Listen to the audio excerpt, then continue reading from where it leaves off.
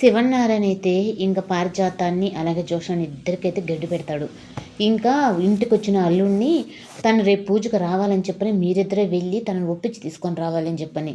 మాకేంటి తాతయ్య ఆ కర్మ అని చెప్పనంటే, ఇంటికొచ్చిన మనిషిని చెడగొట్టారు కదా, లేదనుకో మీ నానమ్మకి ఇంట్లో ప్లేస్ కూడా ఉండదని చెప్పి అనేటప్పటికి, ఇంకా రారా కార్తీక వెళ్ళేసి వద్దామా అని చెప్పనని పిలుచుకొని వెళ్తుంది. ఇంక ఇంటికి వెళ్ళిన తర్వాత శ్రీధరు అలాగే వాళ్ళనైతే చూసిన తర్వాత, ఏంటి మీరు ఇలా వచ్చారు అంటే, ఎవరు మీరు అంటే, అదేంటి అల్లుడు అలా మాట్లాడతావు అని చెప్పనని ఇంకా పారిజాతం అయితే అంటుంది. ఇంకా కార్తీక్ని అయితే వీళ్ళతో ఎందుకు వచ్చావు కార్తీక్, నువ్వు రా లోపలికి అని చెప్పని అనేటప్పటికి ఇంకా పారిజాతంకున్న కాస్త పొరుగు కూడా అయితే అక్కడ పోతుంది. ఇంకా వాళ్ళు పిలవకపోయినా ఇంక ఇంట్లోకి అయితే వెళ్ళిన తర్వాత ఇంకా శ్రీధరు అలాగే కావేరి వాళ్ళందరూ అయితే నిల్చొని ఉంటారు.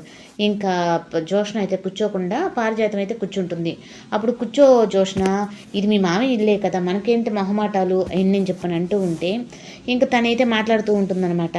ఈ లోపల ఇంకా కావేరి కూడా అయితే అక్కడ జరిగింది చూశాను, అక్కడ జరిగింది విన్నాను, ఇక్కడ జరుగుతుంది చూస్తున్నాను అని చెప్పని ఉంటుంది. ఈ లోపల కాశీ కూడా వచ్చిన తర్వాత, ఏంటి బావా ఎప్పుడొచ్చావు ఏంది అని చెప్పంటే, అంటే మీ అక్కను పట్టించుకోవు కానీ మీ బావను పట్టించుకుంటావా అంటే, అవును బావ అంటే ఇంటి మనిషి, మీరెవరు అసలుకి అని చెప్పని ఇంకా కాశీ నుంచి కూడా ఆ మాట వచ్చేటప్పటికి ఇంకా పారిజాతంకి జోష్నకైతే తలదీసేసినట్టు అయిపోతుంది.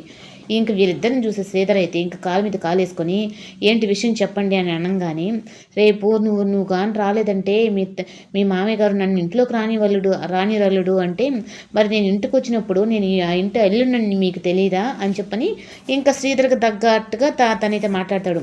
ఇంకా లాస్ట్కి కార్తిక్ అయితే, సరే నాన్న ఒప్పుకోండి, రేపు పిన్నిని మీరు అందరూ తాతయ్య పిలిచాడు కదా మీరు కూడా రండి అని చెప్పి అనేటప్పటికి, నాకు కొడుకు చెప్తున్నాడు కాబట్టి ఒప్పుకుంటున్నా అని అంటే, ఇంకా పారిజాతం అయితే ఎట్టయితే ఏమి శ్రీధర్ వస్తానన్నాడు అంతకాడుగు చాలు, థ్యాంక్స్ రా మనవడా అని చెప్పనని ఇంకా కార్తిక్ని అయితే అంటుంది పారిజాతం.